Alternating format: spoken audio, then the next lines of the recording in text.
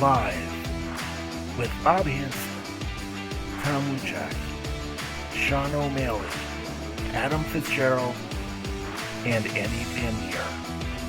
This is Buffalo After Dark. All right, welcome to Buffalo After Dark, everybody. It is Wednesday night, January 5th. Happy New Year's to everybody that's here. And of course, it's our first show of the new year. And if you're in the Buffalo area, you know you're going to get blasted with snow tonight. So, of course, be careful with that. In the meantime, I just want to welcome, of course, we got Bob and Sean here as we usually do. How's things going? I'm good. Life's all right. Life's pretty simple. Yeah, everything's all good, man. Bills in the playoffs and just got won a division, and we'll be all good to go, man. Yeah, absolutely. And I'm right. Yeah, it was great to see. I mean, hey, thank you, Baltimore Ravens, for losing. Right. And more importantly, thank you, Bills, for doing your job. Yeah, I don't see the Ravens going to the playoffs this year. Nah, I doubt it. No, they gotta face Pittsburgh last. Oh. Even by then, they're gonna lose. Yeah, and plus, if it's Ben Roethlisberger's last game, you know he's gonna have a chip on his shoulder, and he wants to get that last win. Yep. Against the freaking Browns, which they did nothing. It probably shows why why Ben should have retired at least 3 years ago. Yeah, but at least Baker Mayfield won't make the playoffs, so all is well in the world.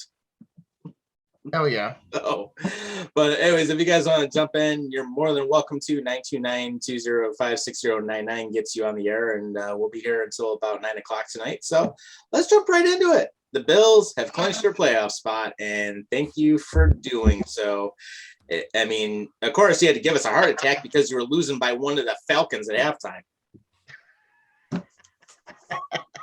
Oh, I had to laugh because of the fact that the Bills were up by what? Like 14-3 or 14-3 or something like that. 15-2, but they had a safety. Yeah, that too. It doesn't justify anything at this point. Yeah. No, it doesn't. No, but one thing that really made me laugh was not the fact that Josh Allen was absolutely horrendous in that game with 3 interceptions, but he made up for those interceptions with 2 rushing touchdowns. I mean, that worked out perfectly. But the one thing Britt and I got to laugh out was the ending of the game with Matt Ryan. Oh, my gosh. Way to cost your own team a touchdown or a possibility. Yeah. How about that taunting penalty? Dude, and he didn't even make it to the end zone. His knee was down before he crossed the goal line. So basically there you are. You're basically on like the 2, and then you end up going backwards 15 yards. You know what's funny is I mean, Britt and I were talking about the game. Like, we watch the games together all the time. But the fact is that we saw that play developing. Brittany looked at it and was like, oh, the Falcons are going to win now. And then all of a sudden there was a flag. What? No. I'm saying at that point. But no. So, like, what happened was during that time frame was right after Matt Ryan scored the touchdown, there was a flag. And we were starting to wonder why that was the case. And then it turned out to be a taunting penalty, and it was against Matt Ryan. And then when you look back on it, right? So if you look at the touchdown, he was freaking 1 yard short. Yeah, and you cost your team an opportunity to score. And then basically from there, the Bills took right over. All you had to do is just kneel it down, and there you go. Jeez, man, talk about shooting yourself in the foot, man. Like, what was he thinking? Yeah, he's just like, yeah, I scored. Game over. Man. No, you didn't, you dork. It's like, man, sports. Right. Yeah. And then, I don't know whoever looked back at the play and saw his knee down the 1 yard line. Yeah, that was Matt Ryan. That's when the penalty came into play. Yeah, and then it was the taunting penalty that kind of just backed everything up. And there was like 2 more penalties or something like that afterwards. Yeah, and then like right after that, and there was like something else. Yeah, and then after that Matt Ryan penalty, all of Atlanta's momentum went downhill from there. It was just like, oh my God. We were just laughing hysterically, Brett and I. Well, we had a fun time watching the game, but it was like, you know, how Allen played in particular in the passing game at that time was just unacceptable. But as far as the rushing game goes, or the running game, that was perfect. Yeah, Devin Oh, yeah. Singletary, career day, 110 yards and a score. I mean, we finally got the run game going today, and it was the right time for it. Can we just Nice. also mention that Singletary was also great as well? Oh, yeah, Yeah, it just definitely. said Singletary. Oh yeah, I Career didn't hear day. that part. Yeah, it's like 110 yards on the ground. Okay, so let me ask you something real quick. So, All right. considering Josh Allen's performance this past Sunday, does that warrant any more reason to get a dome or at least a stadium with a retractable roof? Well, here's the interesting thing about it. Right now, the big rumor around here this week was that a deal was going to be announced during the State of the State address, which was earlier today. Guess what didn't happen? There was no deal announced on the State of the State address, which doesn't surprise me. But at the same time, I mean, the consensus now is that more and more people want a dome or a retractable roof. Actually, a lot of people are saying do the retractable roof. And a lot of people want it downtown. But yet the Pagulas still want an open air stadium in Orchard Park. And I'm like, okay, A, put it downtown because it'll help downtown. B, there's ways you can get people downtown. C, the train is being extended northwards anyway, so it'll actually go somewhere. So you'll get people in from like northern Erie County and all that. All you have to do is extend it southwards, and then you'll get people from south towns. But you know, here you are, you invest this money into the Harbor Center, you want to build, you talk about building up downtown, and yet what happens? You want to build a stadium in Orchard Park, and there's nothing there. Some of these people are just stupid, in my opinion. But as far as the whole argument about the dome thing, I'm fine with the dome. But a lot of people, like, you know, Britt, for example, who I'm referring to, has said that she is not like the idea of a dome because she's a traditionalist. So she kind of likes it the old-fashioned way. Like, look at like the Bills, look at the Packers, the Bears, all these teams, the Eagles, the Steelers. They all play outside, and they're all traditional. MetLife Stadium is not even 15 years old yet, or just about to be 15 years old, Right. And it doesn't have a dome. So that's a good condition to have. So probably that's the inspiration coming out of all this. But I get why you would want a dome, considering all of the snow falling down or the rain falling down. Just this year alone, there's been a lot of rain games and snow games coming up too. In fact, the Bills are getting back-to-back snow games, one against the Falcons and one against the Jets. Yeah, and it is supposed to snow this weekend at the last check. So, I mean, and you're going to have the wind in there on top of it. So that's one of the things you're looking at. But I mean, here's like one of the things: if you're going to build it in Orchard Park, do something like the Patriots did. Put in a Hall of Fame for the team, or put in like a Buffalo Sports Hall of Fame and actually build up around it. Put in some restaurants, put in a hotel or something, put in some shops, stuff like that. Make it actually be somewhere that you want to spend more than just football, you know? I mean, nothing against the current stadium. I mean, I love tailgating there and I've been there this time of year, but it's like, do something with it. The stadium has been there almost 50 years at this point and you've built nothing around it. Yeah, I mean, yeah, if you're gonna keep a stadium in Orchard Park, yeah, have some attractions around it so it could get more attention, you know? Yeah. I mean, you're not gonna attract people by putting other people's houses around it. I'm sorry. Right. And the whole thing with where, I mean, the stadium is being speculated to be in downtown if it goes up, it's going to be the Perry Project, which is 90% vacant. I mean, there's nothing there, and it's nothing but all run down and crap. I mean, no offense to anyone that lives over there, but I mean, you know, use it as an opportunity to help bring back the city a little bit further. And that's really the big point about it. And a lot of people are saying, oh, well, it's tough to get out on a Sabres game. It's not that difficult. I've been to many Sabres games before. And I've driven the games and I've taken the train to games, and either way, it's been fine. So it's like, it's just a big exaggeration where I think some of these guys are just saying, I don't want it in my backyard, or I don't want to lose the tailgating experience. We don't have to lose the tailgating experience if it's downtown. It's all what you make of it. Yeah, I just think that they're propagandizing it. Yeah, I would agree. And a lot of it is, you know, going on with that. So, I mean, you know, we'll find out what happens. I mean, I would have to think that a deal is coming fairly soon, and now it's just a matter of when. That's really what it is. Yeah, but aside from all that, though, I do think that the stadium will be set, ready to go, and there's just no way the Bulls bought the Bills without not getting a stadium. I'm just saying, there's just no way or any sort of attention span to do that. I don't see why they can't, but Mhm. Yeah, and I mean, I think there's going to be a way that it works out. I would love to see it downtown. If it stays in Orchard Park, at least build up something around it. For the love of God, do something with it instead of looking at a damn farm field. yeah, really. Mhm. Or if you really want to be smart and get people at downtown, extend the train out to Orchard Park. There you go. Yeah. Train tracks right near the stadium. Yeah. And also, there's been talks this week, which has been confirmed, by the way, that the Bills Jets game has gotten flexed from 1 o'clock to 4:25 p.m. on a Sunday. Nice. Mhm. Yeah, I saw that. But why, though? I don't know. Probably because of what's at stake or something like that. I don't know. Yeah, maybe they want it to be more of like closer to prime time or something instead of being the early game. Who the hell knows?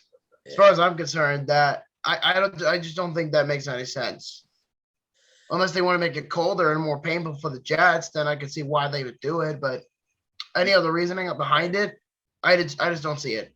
Yeah, Mm. like when I heard about it, I'm like, okay. I mean, it didn't make any sense. Now, if you're to flex it and make it like a Sunday night game, okay, I can deal with that. But then, who the hell wants to watch the Jets on Sunday Night Football? But yeah, Right?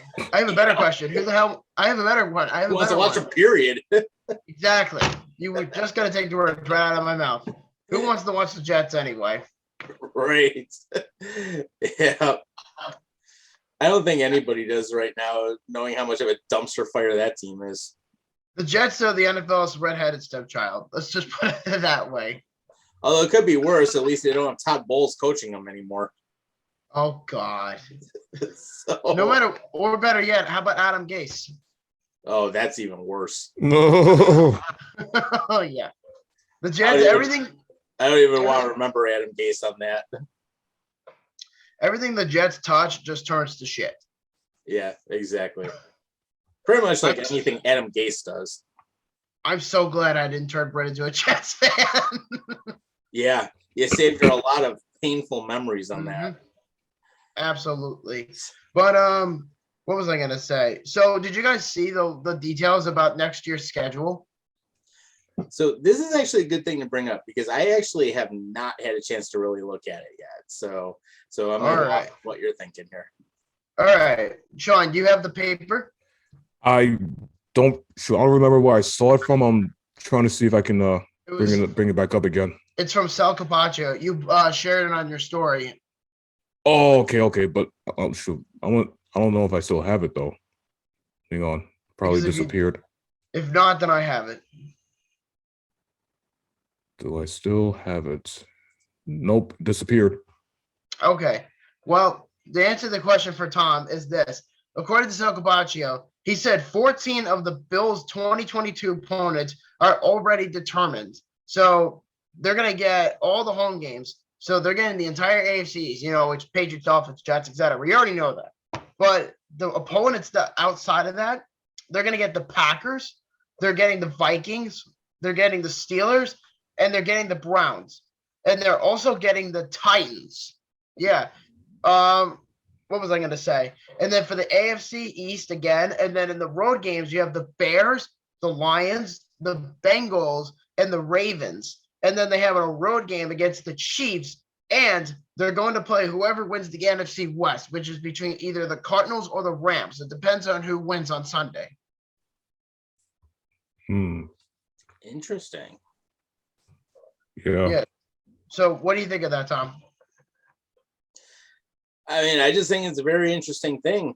I mean, I don't have too much of an opinion on it, but it is. I guess the opponents are quite a bit interesting this year. I think it's kind of funny how they're going to get the freaking Chiefs and Titans, and I kind of figured they were going to get the Chiefs when I first saw it on the Bills website. They said they were going to get an NFC West team and an AFC West team. I knew immediately what the AFC West team was. And I said to myself, it's got to be the Chiefs because that's probably their moneymaker in the NFL to begin with. That's the one that upcoming rivalry? Yeah. Yes. Yes, exactly. Yeah. Tell us how you really feel, Britt. I hate the Chiefs. Yeah, she doesn't like the Chiefs very much. Right. Well, I will say this: the Bills and the Chiefs have actually they're getting to be pretty good rivals over the last few years now with Mahomes versus Allen, and I don't mind it. Now, one of my longtime friends who I've known, Jesus, going all the way back to third grade, so that's over like 30 years now. But I mean, he's a Chiefs fan. He's also a Bills fan. But I mean, it's one of those. He's always loved the Chiefs, and I mean, we get to razz each other about that. So, hey, watching that more often is actually going to be interesting. Hell yeah, for sure. Mhm. But what was I going to say? I think next year's schedule is going to be very interesting, depending how the Bills react. But it also depends who they bring into free agency and in the draft. It's very true. And I mean, now, I mean, let's take a look at what some of our needs are. I mean, we definitely need to have better players to stop the run. That's the big thing. I mean, our run defense has been brutal. I mean, pass defense we're good with, so that part's fine. But I would almost want to think, like, if it were me, I would almost want to get an additional tight end, make sure we make that position solid. And I actually would not mind getting another wide receiver or another corner just because of the fact how we lost Trey White with the ACL. Right. I also wouldn't mind a running back at this point. Yeah, that's actually, I would almost say that's the number one position in need. Yeah, but the fact that Brandon Beane and Sean McDermott have ignored this position for the last 3 years is mind-boggling. Right. And I see what their point is, where they wanted to improve some aspects of the defense, which, okay, you know, I get that. And they decided to go to free agency. I mean, you get Emmanuel Sanders in here. I mean, of course, got Diggs a few years ago. And I mean, he's turned out to be exactly what this team needed. And of course, we ended up getting Trey White in the draft. And you look at all those things that's happened. I mean, that's great, but we need a running back. We need people to stop the run, and we have to improve some of those positions. I mean, we have to start focusing on that, especially on a run game. Yeah, because you're not going to win a Super Bowl if you don't have a good run game, period. Like, you need, like, the Derrick Henrys. You need the Alvin Kamaras. You need the Dalvin Cooks in the world. That's what the Bills need. Jonathan Taylor, over 1,700 yards already this season. I still can't believe that. Don't remind me. Passed up on J.K. Dobbins and Jonathan Taylor for Zach Moss. I mean, Moss is not bad, but he's nowhere near the level He's of not those even guys. close to Jonathan Taylor. No. Nobody is. Mm-mm. Now, Shoot, man. Now, are you open to the idea of trading for an experienced running back like they did with Diggs? Yeah, I'd be fine with it. I mean, I wouldn't mind. What about the offensive line? Well, I say we trade Cody Ford for. I say we trade Cody Ford. Yeah. Trade his ass to the factory of sadness. Yeah, there you go. Yeah, there we go. Yeah, it's like, all right, what would we need to get rid of Cody Ford? Good question. Bill's run game, it's not bad. It's just inconsistent. She does have a point. You guys heard that, right? Yeah, I heard it. Yeah. I mean, she's got a point. You know, they got to be consistent because Singletary, like, it's like he has one really bad game, one really good game, one really bad game, and one really good game. Like, he can run 20 yards or be stopped 1 yard later. Yeah. It depends on the team that we play. Yeah, And basically. they're not good at changing up the play. When you see that teams are catching on to what they're doing. Right. They stick to the script the whole way through. Which you gotta change it up.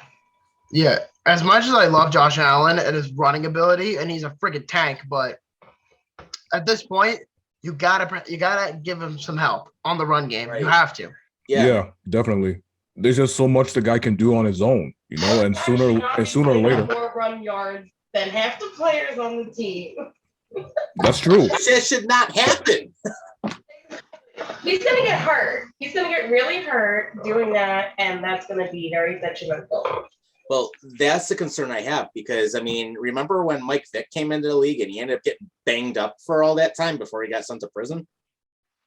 Yeah, I remember that. Yep. Yeah, he was hurt. And the Falcons gave him no line to work with.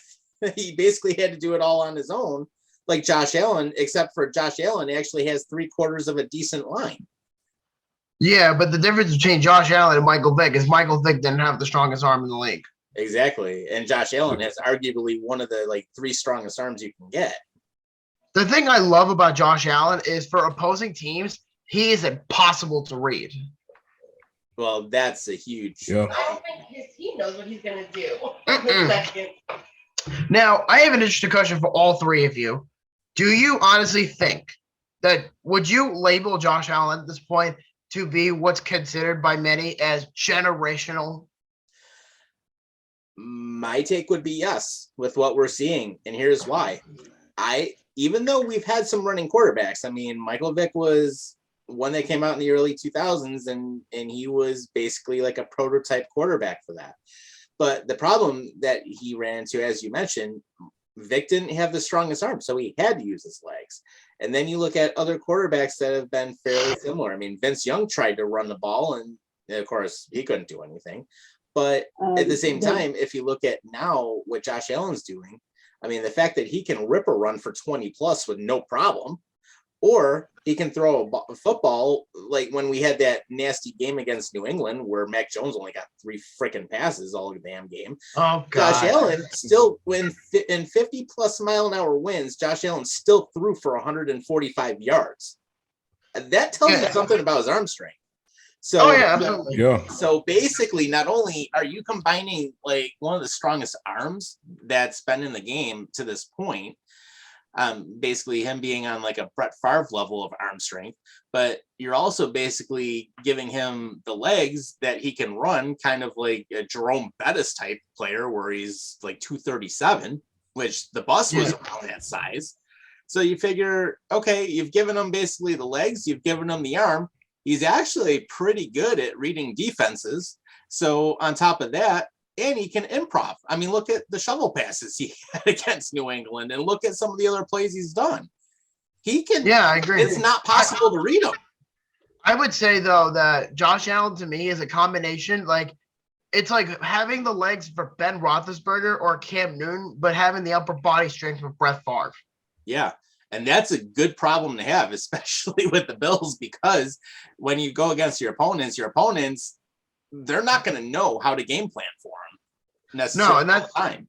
Well, last year, if you look at the Bills when they went to the conference championship, they figured out that, they couldn't stop the run. And, Josh Allen was just all over the map because the offensive line was nowhere to be found at that time. Right. And then this season, I mean, look at the teams are still having problems figuring him out. And he's been in the league, 4 years now? Something like that. He's in his 4th year. Yeah. So, what does that tell you about the guy and the strategy? Yeah. Yeah. It's like good luck game planning for him because if you stop the run, he can throw it. If you try to stop him from throwing it, he's going to get outside the box and he'll just run it right up your ass. Yeah, really. Yeah. Yeah, and so to answer your question, Bob, I say the answer is yes. He is definitely a generational player. He's one of those diamonds in the rough that is unpredictable, but at the same time, sooner or later, he's got to focus on more passing than running like he did back in the 2020 season, because as he gets to that age, his legs won't, he's not going to have that same mobility as he does now. I think he's aware of it because I think he's been passing more yards this year than he was like rushing yards. Well, that goes back to coaching and getting the weapons that Allen needs to throw the ball.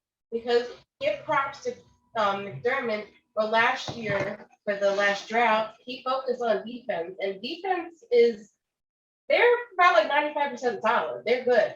Now they need to focus on offense and get those weapons, either a seasoned veteran player or fresh arm, fresh legs in there for Allen to put up those more throwing yards instead of running. Right. So that's what they need to focus on for him, because piggyback off what you said is that he's not getting younger, and his arm and legs will wear out. Absolutely. Yep. That's a good point. And I mean, as each season goes on, I mean, Allen is going to have to rely more on the arm. So if you can get a feature running back, like let's say in the draft, we have an opportunity to get someone like a Najee Harris or get someone like a Jonathan Taylor who's absolutely crushing teams this year. I mean, you get somebody like that as your number one running back, and let's say you have Singletary as your number two. I mean, you have a good changeup back in him, and he can start, if you need it. And then if you have to go down the depth chart, I mean, Zach Moss is going to be a distant number 3. So you get that good running back in there, you're going to be fine. And it's going to add another dimension to the offense. Without a doubt. You And also have McKenzie, who's got speed on him too. yeah, Isaiah McKenzie is a fast little guy. Yeah, he is. Yep. And then remember when they started Breida a couple of weeks ago, and he was actually like a good changeup that we actually needed? Yeah, then Yeah. how'd that turn out? Yeah, they're not using him again. No. Yeah, I was just, You go ahead, Sean. my bad. Yeah, that was on my mind though. Like, where has Matt Breida been? Like, why haven't they been using him more often? Like, to me, if you're not using him more often, that means you freaking wasted a trade or something like that.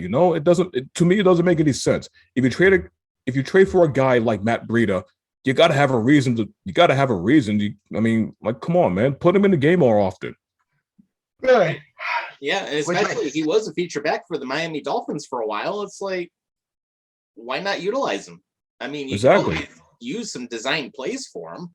I mean, he can catch the ball, he can run. I mean, we know he can do that. Zach Moss hasn't proven anything to me as of this point. Are you guys in favor of trading Zach Moss in the offseason? Right now, yes. I don't have a problem. Yeah, I'd have no problem letting him go. Yeah, I don't either. I mean, I don't think he's proven his worth. I think the Bills are regretting not taking Jonathan Taylor. Yeah, after he freaking destroyed him in that Indy. After he freaking became a one-man army on us. Oh God, don't remind me of that. Jeez Louise. Yeah. Didn't he have that one run that was like 60 plus yards in that game also? Oh gosh. Yeah, it was like Marshawn Beast Mode type shit. Yeah. Yeah. That time Marshawn Lynch ended up causing a beast quake in Seattle. Gosh. Oh God. When the stadium got so loud it actually registered on a Richter scale. Yeah, I remember that. Oh, absolutely. So if we do draft a running back in the upcoming draft, what type of running back do you think we should get? That's a good question. Yeah. I would say an inside running back who can both. I want to show you. Yeah. What do you got, Britt? I want to show you. Oh, this? Yeah. Oh, okay. I'll take a look in a second. But no, as far as running backs are concerned, I would say you want one with really strong legs. That's number one. Number two, someone who can't fumble the ball like Derrick Henry. Derrick Henry cannot fumble the ball for shit, even though he's hurt. And three, you need someone who can get those extra yards, who could run from within the inside. Singletary can run from the outside, but he can't run within the inside. You need someone who can do both. Right. So here's a couple names I'll throw out here for you. I mean, with the 2022 draft, actually not that far out. Right now, if you had to look at the top 3 running backs that are out there, you have Isaiah Spiller from Texas A&M. You have Breece Hall from Iowa State, or you have Kenneth Walker III from Michigan State. That's good stuff. I mean, Oh, yeah. I mean, out of all of them, I mean, here's the thing. Isaiah Spiller, traditional power back. So that actually is not a bad thing. And then he has a 4.49 40, and I'm just taking a look at his stats, and basically he can run inside and outside. So he gives you both options, which is good. Then if you look at Breece Hall, a little bit bigger. He's actually the biggest of the 3 at 220, and he ran a 4.39 40. So he's actually the quickest out of those 3. Wow. But basically what they're saying with him is that he works best in a run first offense. So of course we'd have to change up some stuff. Kenneth Walker III out of Michigan. So Michigan State, basically the only issue with him, he did not go to a decent high school, and he was less than a 3-star recruit. So that's one of the things that they look at. And he's actually the smallest out of them. He's only 5'10", 210, whereas the others are 6'1". So, I mean, that itself hurts a little bit. But when I look at everything here, I mean, he was basically only a 3-star recruit. He's definitely top 3. They said he has a really good motor and he can really hit the hole quick. But the problem is that when he was at Wake Forest, even, he was very limited. He didn't get the ball that often. But yet when Michigan State took him and he transferred, he ended up putting up 1,636 yards with 18 touchdowns, including a 94-yard run. Right. And he was 6th in the Heisman voting. So any of those 3, if any of them are on the board, we take them. That's what I would do, honestly. Very much so. I agree with that. They need a running back desperately, a starting running back. Yeah. Someone who. I'd almost say between the 3, I would take Isaiah Spiller if he's on the board. I was thinking him too. Because here's the thing, I couldn't. For some odd reason, I cannot trust drafting an Ohio State player out of the first round. Because here's my question: when was the last successful Ohio State player out that played for the NFL? Ezekiel Elliott. Okay, Ezekiel Elliott. But how often do Ohio State players drafted in the NFL become successful? Because from what I've heard and what I've seen for myself, a lot of them became a bust, unfortunately. So that's my one thing that's keeping me from picking an Ohio State player. Yeah, I mean, Ohio State and Alabama, to me, are 2 of the prominent sons when it comes to draft busts. Because how many players that come out of Alabama that actually had a really good college career and then did absolutely nothing in the NFL? Yeah, I would even say Right. Marcel Darius is a perfect example. But to be fair, Marcel Darius was good at one point. Yeah, and then he let his career go to crap because he got into all that outside stuff. I can't believe he's been out of the league now for almost 5 years. I know. I actually met him once. It was like one time I'm like, holy Jesus, when I saw like how he was towering over me. Yeah, at one point. And then he got traded for nothing to Jacksonville. He was part of that arrogant Saxonville team. Yeah, seriously. Yeah, him and Gus, wasn't he? We're down there. Mm-hmm. Oh, speaking of Saxonville, did you guys hear what the Jaguars fans are planning to do on Sunday? No. I did.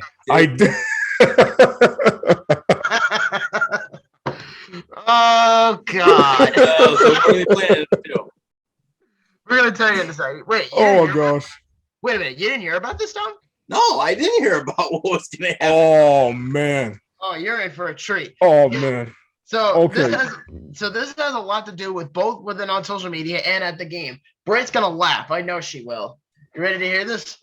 Here we go. So going into Sunday, there's unhappy with the team keeping general manager Trent Baalke. Jaguars fans are planning to show up the Sunday season finale wearing clown costumes, and fans will also change their Twitter avatars to a clown with Shad Khan's sexy mustache and have been replying under every tweet from the team account.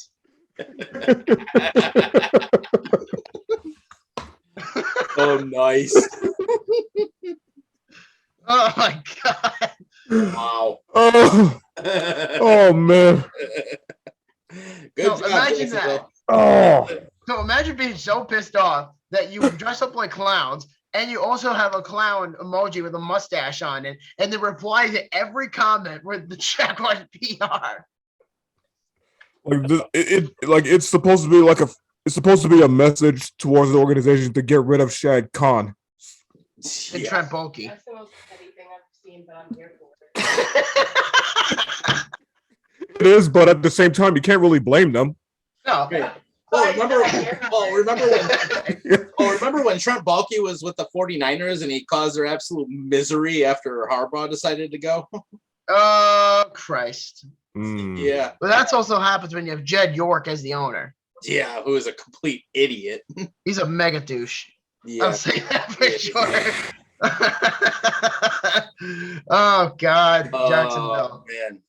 Oh, speaking of laughs, Antonio Brown. Oh gosh. Oh, Antonio gosh. Brown. Him.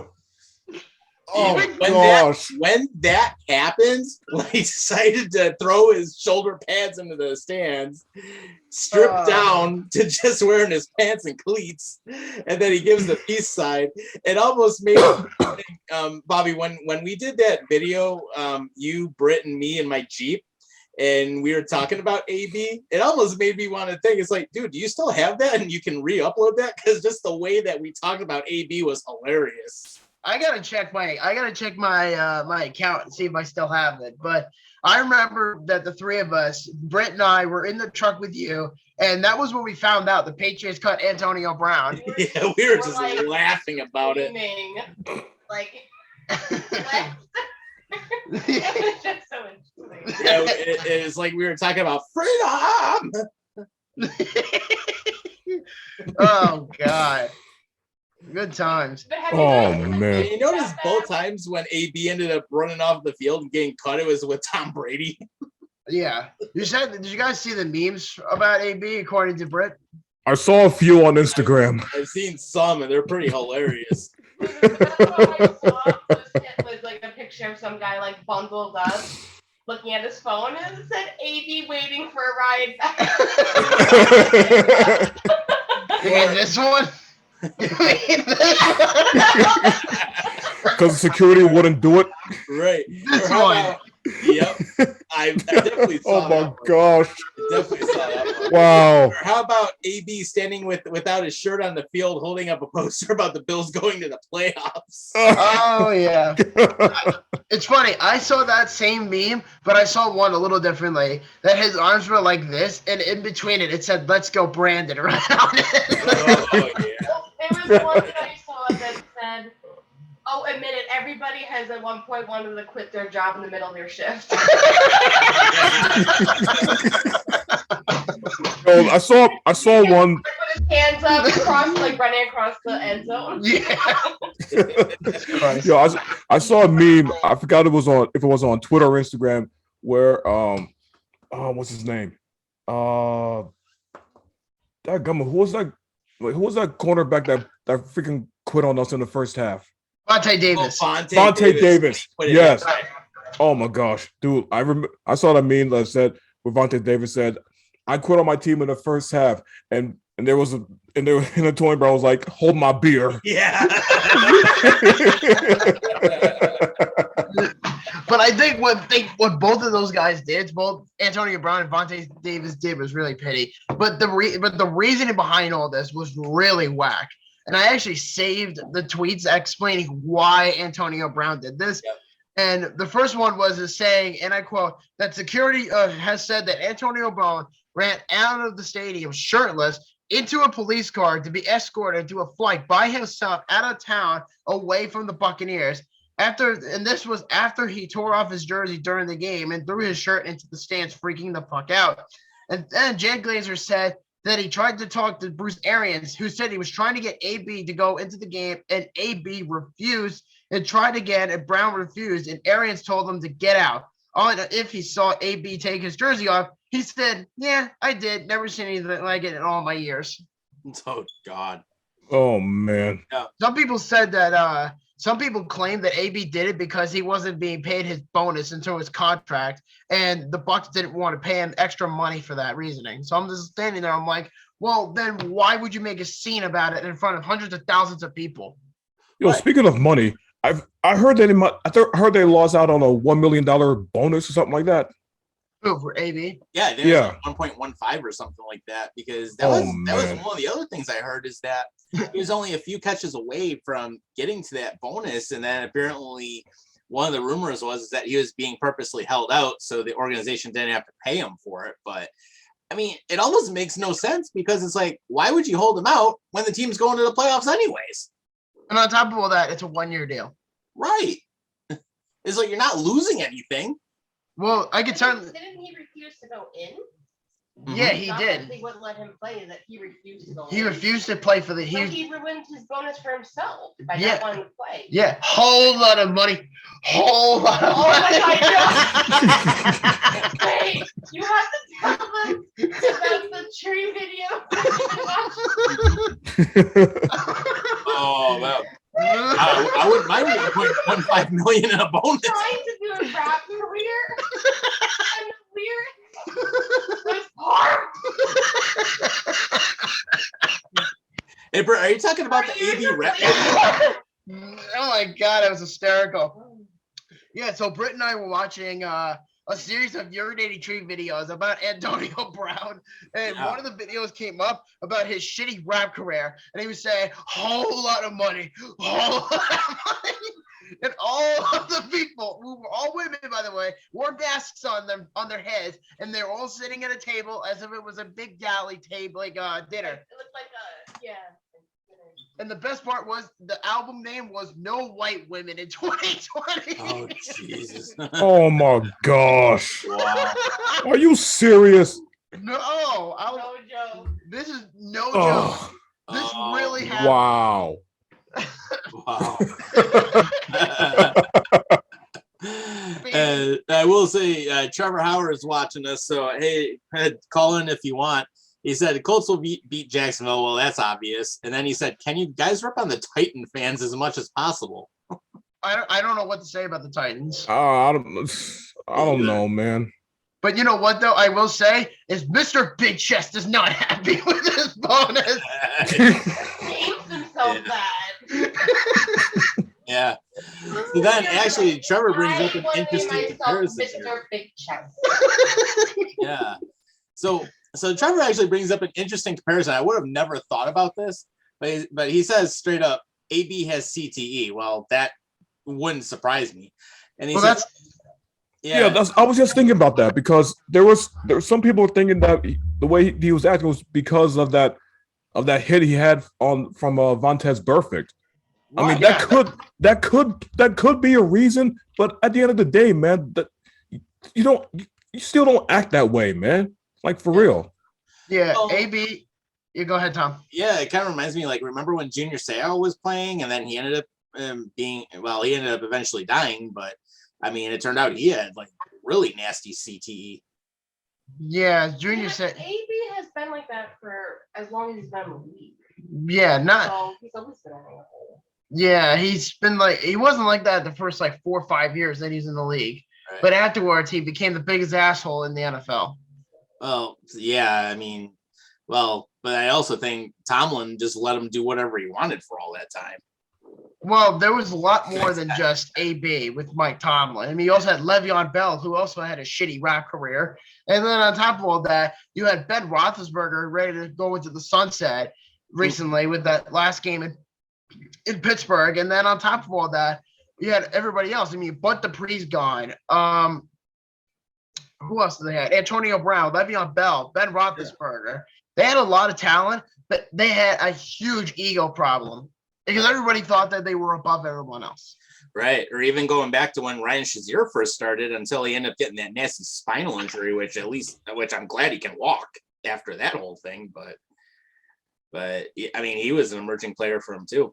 But Trevor actually brings up a good question. He says, how can Simone Biles quit in the Olympics and get praised for it while AB quits and gets made fun of? And actually, to answer that question, Trevor Howard has decided to join us here in the Lions Den. Okay, Oh, I want to hear this he had a because whole lot of money. I can only think of one reason why they would do that. But go ahead, Trevor. What's up, buddy? Yo, so you guys were talking about AB, so I had to come in here and talk about him too. Yeah. As I say, you gonna be around next week if I buy you a beer? I hope I'll be around. I'm in COVID protocol right now. Oh, damn. So Okay. yeah, that's why I didn't rough, hear it from but, you. All right. yeah, bro, I've just really haven't been up and doing anything. But yeah, you guys were talking about AB. I was like, well, why does Simone Biles quit in the middle of the Olympics and get praised for it while Antonio Brown quits in the middle of a game and gets made fun of? She's a woman. Right? I've you bring up an interesting point, and I'm really kind of wondering what the difference is. I mean, Simone Biles quit. Yeah, great gymnastic star by all means. I mean, she's won a ton of titles, and they said it's for her mental health. And everyone's like, okay, it's good. You're taking care of yourself. AB is just a whack job who's got mental AB health issues. Yeah, I was gonna say this is definitely mental health stuff too. He's definitely on like stage 3 CTE. Yeah. He has to be, or at least in this case, stage 4 CTE. It's very possible too. But regardless, I mean, I don't accept what Simone Biles did, as I remember seeing that. I don't remember too much of the coverage because I didn't really care. But looking back on it, I'm just like, okay, well, if she's gonna quit on her team, she shouldn't be praised for it. And I think the same could be said for any athlete who quits on their team. I mean, AB clearly quit on his team. Vontae Davis quit on his team. A lot of people quit on their team. Oh, Vontae Davis. I Yeah, mean, Pat McAfee quit on the team, for God's sakes. Yeah. he let the whole team know that he was retiring that season during the regular year. Uh-huh. How old is he when Pat McAfee retired?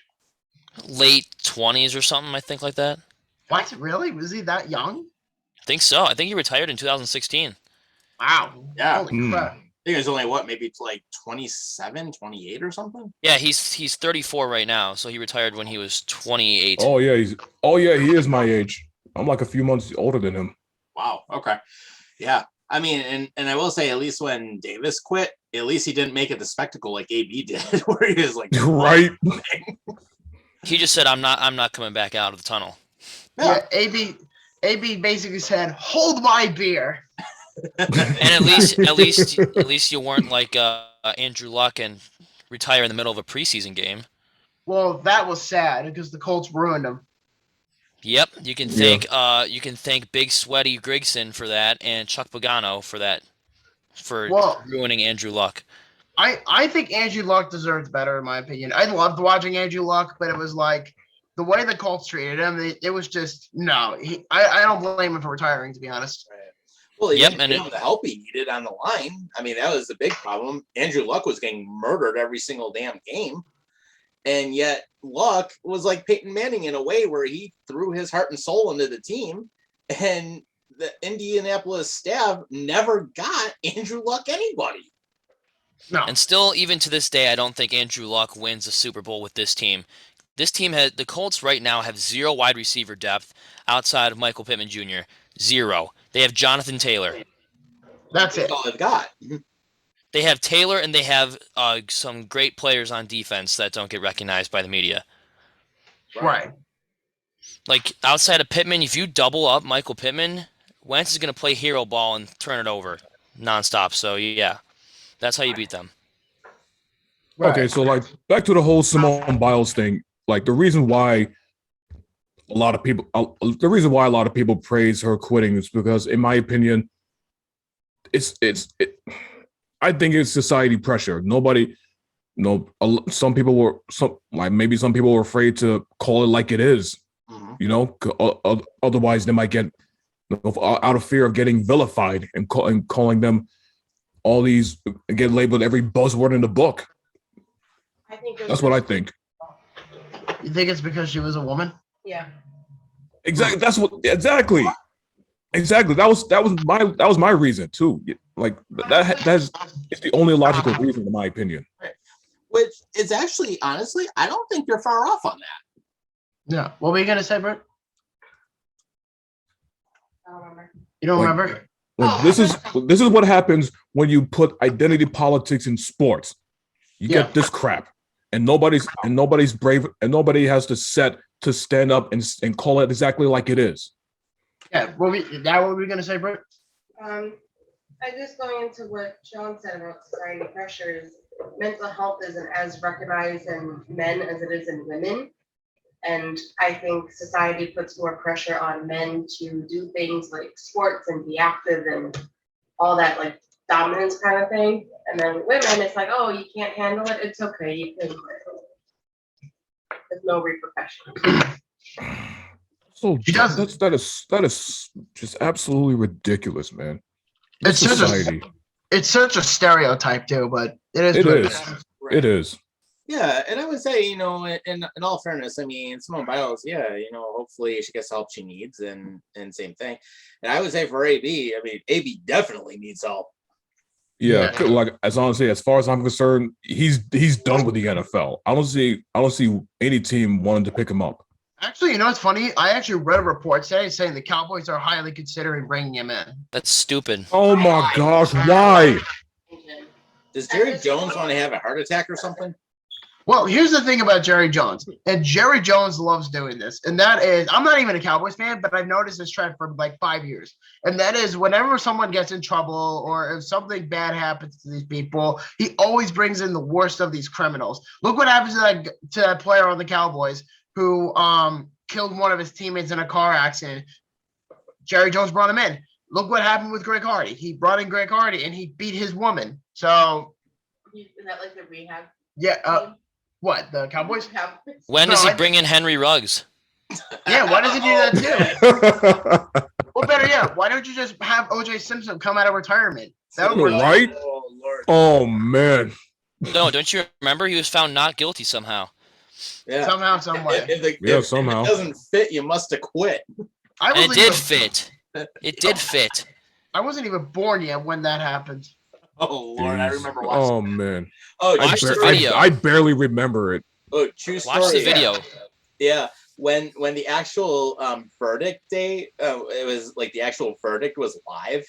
And I remember being in a lunchroom. I think I was in like 7th grade at the time. And it was on the lunchroom TVs. Everybody was watching it. And then when we heard he was not guilty, we were like, what the hell did we just hear? Jeez. Yeah. So, October 3rd, 1995 was the verdict day. Yeah. yeah. I was even born. Yeah, you were. Yeah, I said even I was. You said you weren't born yet. And then years later, Oh, armed you're robbery. right. What was it? 2007 or something Yeah. like that? Or And he actually Oh, did more God. time for that than he did for the murder. Ugh. Remember what he was saying about the city of Los Angeles? No. He doesn't want to go there because he doesn't want to run into the actual killer. Oh, right. Yeah. Whoever the quote Fucking killer. OJ. Yeah. Fucking OJ. Yeah. Speaking of murder, the Washington football team are about to murder their new team's name. Wait, they have a name? The Yeah, Washington the- Demon Cats. Well, Oh, no. gosh. No, Imagine them calling themselves groundhogs. well, actually, Because it's happening on Groundhog's. It's happening on Groundhog's Day. Yeah, so if the fans don't get what they want, does Dan Snyder come out of his hole and goes back into his little burial if he doesn't see a shadow? The Washington Woodchucks. Yeah. But speaking of this, Sean, which is very funny you said that because the NFL actually published the jerseys today, like the leaked pictures of it. Here's first one. It's Yeah. just burgundy. Okay. Here's number 2. I don't know if you can see it. Okay. See stars. And number 3. So let me guess, they're gonna keep their name the Washington No Names. No, the name got leaked. It's the Washington Admirals. I like no names Wait. better. Wait, Washington what? The Washington Admirals. ADMIRALS. And to Oh, prove gosh. this, Thank and you, to prove this, Society. yeah, and to prove this, I actually picked up a tweet from Dan Luss from Sports Law Luss. He said, I knew they messed this up. And Buffalo Fanatics actually reshared this on their story. And it says, guess what directly routes to the team's website? Congratulations, you played yourselves at WashingtonAdmirals.com. Oh, Yeah. there you go. The Admirals is Good the job, new name. Fanatics. It wasn't even hacked. It was out in the open. It was taken from their team's URL. Yeah, basically. And on top of all that, the names that were confirmed along with the Admirals are the Armada, the Presidents, the Brigade, the Red Hawks, the Commanders, the Red Wolves, the Defenders, and the football team. They just the football team at this point. Yeah, they should. Oh, It this should be called the Washington Native Americans. Or the Washington Redskins. all this because a few people got triggered and Right. over something that's been tradition for years. Right. And- Well, it's not the first time it happened in Washington because remember when the Washington Wizards used to be known as the Washington Bullets? Yeah. And then Oh, they- yeah. and they I grew up on that. Yeah. Didn't- And they had to change their name because they said that it made Washington look bad because of all the murder and crime and everything that was happening there, which still does happen Oh there. my gosh. Oh, speaking of murder, Baker Mayfield has been. It is believed that Baker Mayfield may have played his last game with the Cleveland Browns. Interesting. Already? Yeah, CBS Damn. Sports just announced it right here. Oh man! Wow! Wow. Baker Mayfield won out that bad? Yeah, it says right here, the Cleveland Browns' Baker Mayfield is believed to have played his last game for the Browns, according to CBS Sports insiders. Trade him to the Colts. Wow. I'll give the Browns Carson Wentz straight up. There you go. Don't like Carson Wentz? I think he fucking sucks. He's garbage. Actually, Mayfield would be an upgrade in this case. Wentz is a goddamn disaster. Speaking of Wentz, I don't know what's more of a disaster. Giving up a first rounder for Carson Wentz or giving up a first rounder for Trevor? Did you see what they wanted originally for Carson Wentz? Did you see originally what they wanted? No. They pretty much stole him. Eagles wanted 3 first rounders for him. Yeah, okay. Yeah, good luck. What? Indy traded them Indy traded them a second round Carson Wentz. pick, a conditional first round pick that ended up turning into a first rounder. The No, Colts don't know what the fuck they're doing when it comes to trading. I was gonna say They don't know what they're doing. If Philly wanted 3 first rounders, they must be smoking crack. Yeah, Name me 3 things the Colts are doing wrong that they should work on. bringing back Peyton Manning. Yeah, that'll happen. Yeah. Bring back 50,000-year-old Peyton Manning. That's a good idea. Well, he's lucky he won that Super Bowl with Denver because it was basically his defense that carried him in that game. That's true. But I don't think the Colts are that far off. I think they need to look at their wide receivers and look at the quarterback position. Yeah. They have a solid running game. They have a solid pass rush, and they have solid linebackers. Maybe they could fix some things in the secondary too. Do you think the Colts make the playoffs, Trevor? Yeah, if all they have to do is beat Jacksonville and they're 14.5-point favorites, yes, I think they'll make the playoffs. All right. Well, here's one other thing I look at too. It's like T.Y. Hilton is getting old as hell. It's like you gotta get somebody in there. No, he's a $10 million cap hit at this point. He needs to leave. I love T.Y. Hilton, but he's just not the same player. Yeah, you gotta get somebody in there that's gonna perform. I mean, well, yeah, plus the cap that you mentioned. Same thing. Wentz needs to use his tight ends more too. I've seen him just try to force too many balls to the wide receivers when they're not open, and that leads to turning the ball over. Like, he has 26 touchdowns and 6 interceptions, but he could have had a lot more interceptions. Like, he's had so many near picks.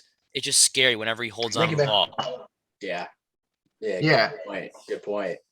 And then I was gonna say is like before we touch on the Sabres real quick, it's actually kind of funny because we've already gone the first hour in the show. I gotta say the Sabres, the COVID protocol is They're totally trash. destroying them right now. Miserable. Next. Yeah, good old Alex Tuck. He's out on COVID. Okay. Oh yeah, I was also told that Alex Tuck is better than Jack Eichel by everybody on Sabres Twitter, which is complete blasphemy. But yeah. Yeah. Even I know that's not true. I was told that Alex Tuck was true. was getting cheered. So I went to his first game, and when he played at home, his first home game in Buffalo, when they faced against, I believe it was, who was it against? Oh, it was against New Jersey. Yeah. And they lost. Yeah. And he got so many cheers, and then everyone a bunch of signs were confiscated that said like F Eichel and whatever. I'm like, wow, way to show support for your team.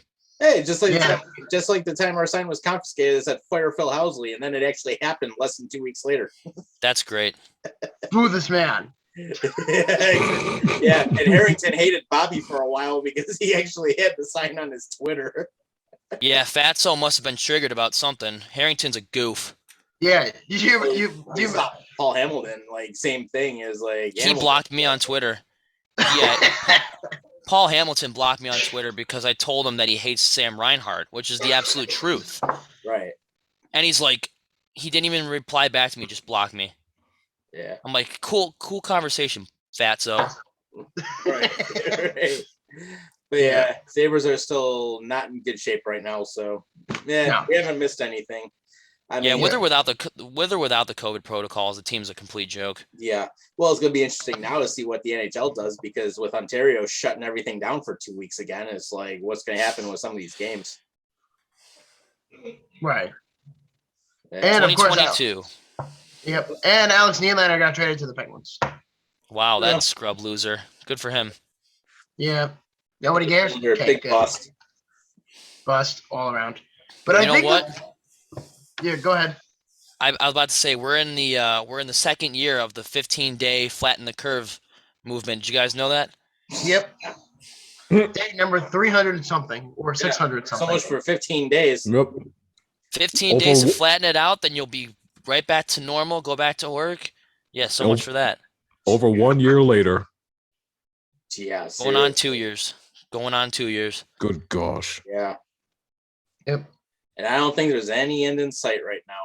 And Mark Polencars is posting selfies of himself on Twitter, double masking while skating at Fountain Plaza. Oh, yeah, but yet it's okay that when everything was shut down and he was on the rink with his buddies without a mask, basically saying, "Oh, I just made a mistake," but yet you're screwing everybody else. It's like, shut up, Polencars. Yeah, when I saw that thing on November 23rd where it's like mandatory mandate for all workers, I'm like, are you mask mandate? I'm like, are you joking? I know. Good grief. Look, honestly, I'll be real with you. I'm kind of glad this whole vaccine and mask mandates are happening because it just shows a lot of the true colors of a lot of people, man. Holy crap. The madness in people, man, got revealed. Good gosh. But it also shows the ones who are smart too. Like there are a lot of people that are against this thing, and I was like, wow, I wouldn't take you for someone who would hate this. I'm just like, okay, sweet. Yeah, it's very.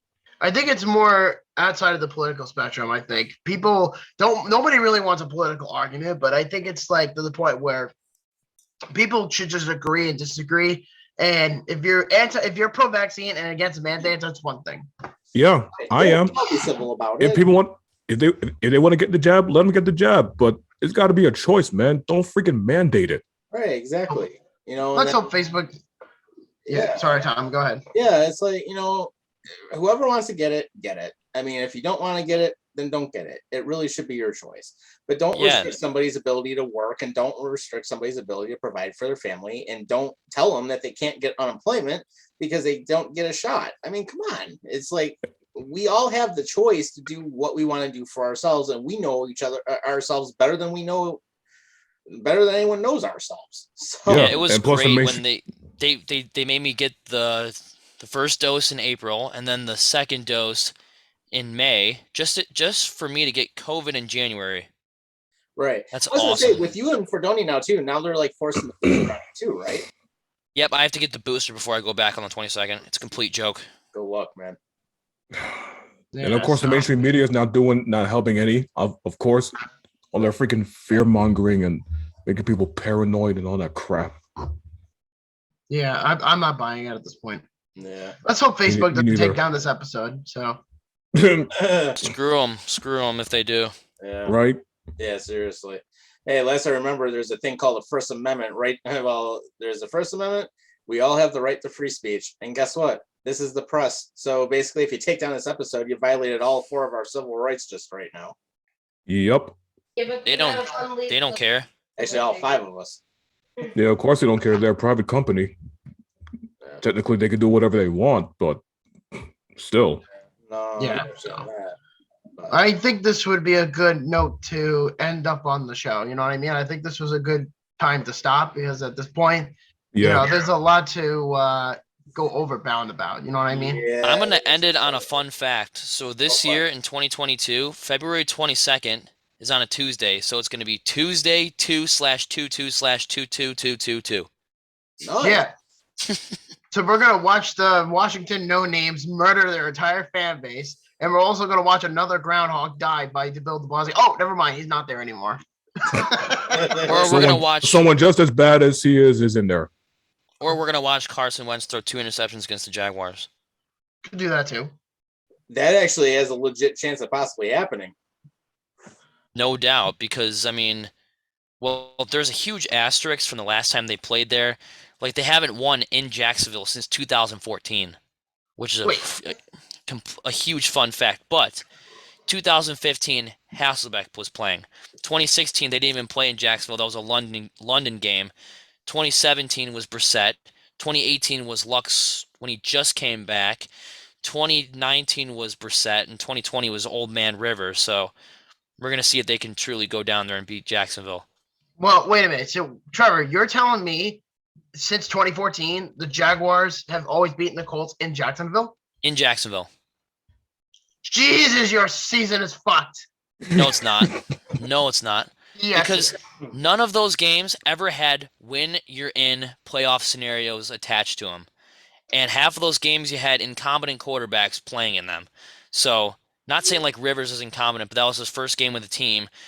Hasselbeck was a solid backup, wasn't great. Jacoby was Jacoby. So, we'll see what happens. I mean, it is what it is. But, I mean, if the playoffs started today, the Colts would be playing the Bengals. And I think the Colts win that game. The winner of that game would face against the Tennessee Titans, I think. Oh, God. Matchup. I want a little piece of revenge on Tennessee because those fans on Twitter that the team's been good for 2 years and they act like they've been a dynasty for 1,000, and I've been like, dude, I said to one of these 10-year-old little shits on Twitter today, I was like, yo, you are one grape short of a fruit salad, or should I say you are 1 yard short of the end zone, mocking the 1999 Super Bowl. Kevin Dyson. I totally just dropped a nuke on them because Tennessee's a fake franchise. I call them the fake Houston Oilers all the time. Right. Tannehill's overrated. He's fucking trash. The Titans in general are garbage, and they're just riding the coattails of the running game. We watched the video about them. Yeah, the Houston Oilers on UNHA.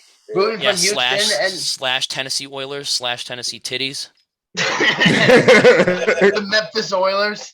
The Memphis Oilers. Yeah, they're just a trash organization filled with a bunch of bandwagon fans now. So screw them. Right. What about Derrick Henry? He's great. I will be the first one to tell you that he's great, and I think he should have won MVP last year.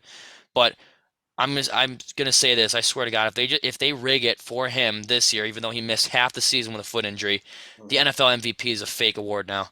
Yeah. Yeah, I don't think they're gonna give it to Lamar Jackson over Allen. Oh yeah, that was another Oh gosh. You want to talk about overrated quarterbacks? There's one right there, Lamar Jackson. Yeah. Can someone please explain to me how Lamar Jackson, someone who's injured currently, missed the last 3 games with an ankle injury, makes it to the Pro Bowl before Josh Allen? No, Josh Allen was disqualified. Because the only highlights they watched of him were the Monday night game against the Colts, where he threw for 450 yards. Right. He's not gonna get it. Yeah, so he's a second alternate. He was. Oh gosh, man. Dude, Tyler Huntley looks just like him, just doesn't have the same arm. Yeah. Like, he runs the same exact way. He escapes pressure the same way. He just doesn't have the same accuracy. Yeah, No. Josh Allen got screwed on the Pro Bowl voting. I'll tell you that. Yes, a lot of our Bills players got screwed over, man. Stephon Diggs got Boyer, screwed on me. Micah Hyde. Yeah. Politics, man. Yeah, another thing politics. about Tennessee is, like, the one thing they go to is, like, talking trash about your quarterback, and they have Ryan freaking Tannehill throwing the ball, and they always make fun of your past quarterbacks too. One guy was making fun of Manning, and I'm like, let's see, Zach Mettenberger, Matt Hasselbeck, Jake freaking Locker. Like, do I have to name more reject quarterbacks from the Titans organization? Well, Steve McNair was not a reject. No, Steve McNair was good. No. Oh yeah. But one guy on Twitter today made fun of Andrew Luck retiring. I wanted to fire back at them and say, well, at least he didn't get shot by his mistress.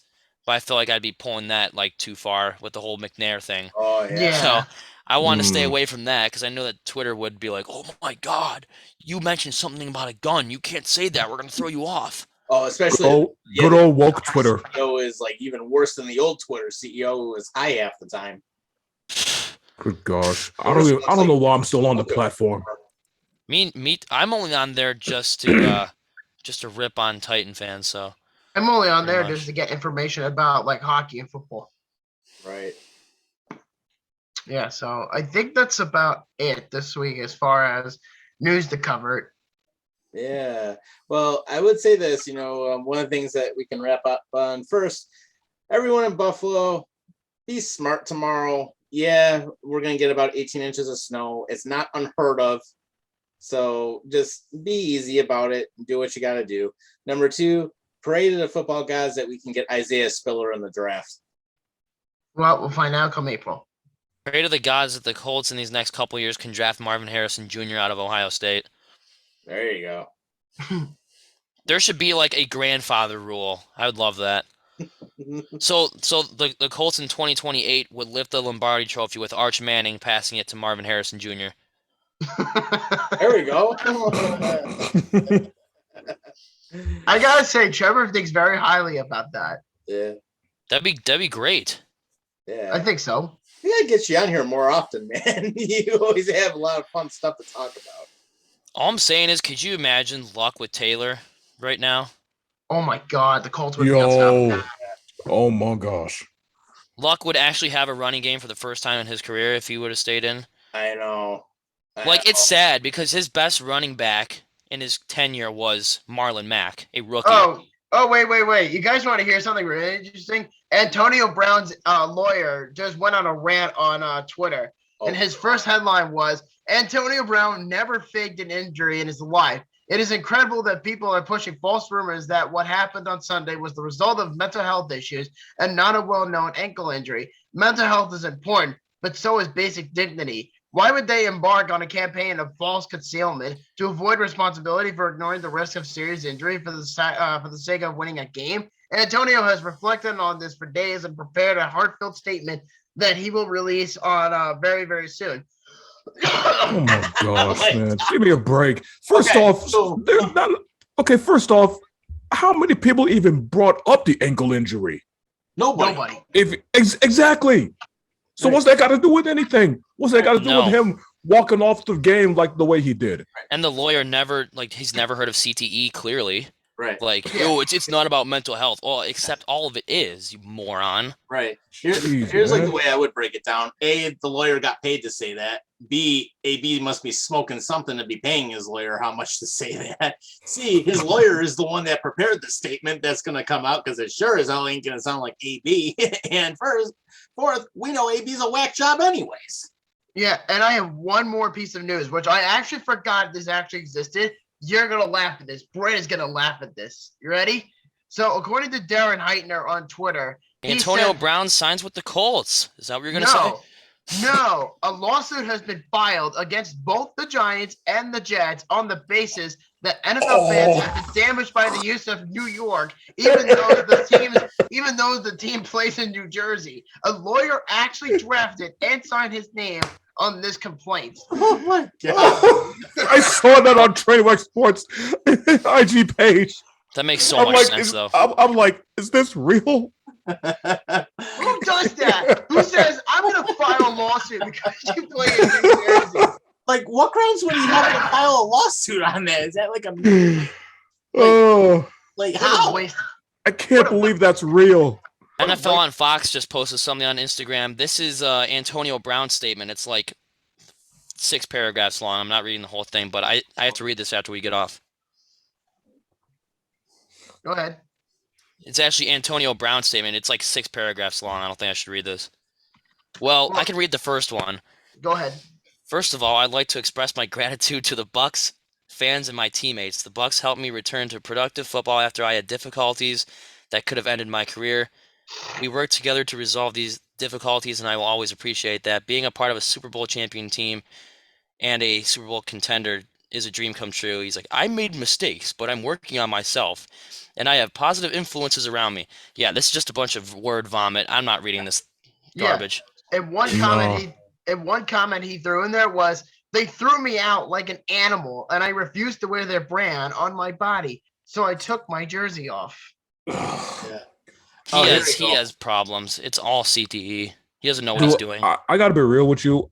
I feel bad for Tom Brady right now because he's the one who was vying for Antonio Brown to come to Tampa Bay. Mm-hmm. Right. At the same time, like, he saw what happened in New England. He saw what happened in Oakland.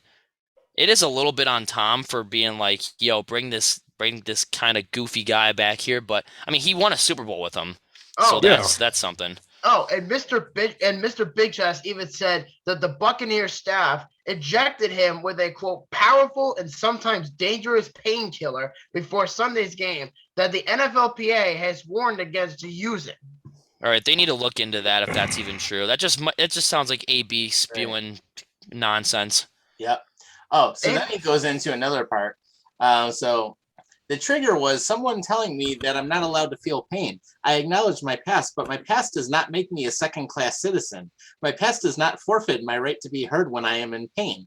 So then he goes on to say, first they cut me, now they cage me. Instead of asking how I felt or getting to the bottom of it, the team texted my camp promoting a totally false narrative that I randomly acted out without explanation. They even told us in writing, quote, don't spin this any other way. I have stress. I have things I need to work on. But the worst part of this has been the Bucs' repeated effort to portray this as a random outburst. AB, you've had random outbursts before. Wow. This dude's serious? Yeah. Oh, so then it goes into this. As part of their ongoing cover-up, they are acting like I wasn't cut and now demanding that I see a doctor of their choice to examine my ankle. What they did not know is until now is that on Monday morning, I had an urgent MRI on my ankle. It shows broken bone fragments stuck in my ankle, the ligament torn from the bone, and the cartilage loss, which are beyond painful. You can see the bone bulging from the outside, but that must and can be repaired. So I'm like, well, if that's true, then okay, get it looked at. But I'm like reading some of this stuff. I'm like, whoa. There is no excuse to throw a tantrum in the middle of the third quarter. Exactly. Embarrass your Our freaking toddler behaves way better than the way he did. Yeah. Oh gosh. Yeah. Hey, you didn't look that injured doing jumping jacks in the Jets end zone, so I'm not really sure what he's talking about there. And he was jogging back to the locker room. Didn't look like he was crippling. Not at all. Didn't look like he was limping. He caught a couple passes in that game. Right. Yeah, I think he's full of shit. He's always been full of shit after that perfect hit. Yeah. Oh gosh. Oh god. Perfect took him out. Big time. Yeah. So, I think that's about it as far as news is concerned. Is there anything else you guys want to talk about? No, just be careful in Buffalo tonight and don't do anything crazy. Just if you're able to stay home, just stay home and let everything get cleaned up. Everything will be fine the following day. Right. And I think that's about it as far as this week's going. So enjoy, everybody in Buffalo. Be safe, be careful. Happy New Year, and I wish you guys all the best. Yes, sir. Sounds good. All right, guys. Well, thanks, Trevor, for jumping on. Take care of yourselves and each other. We'll see you next time. Later. Go Bills.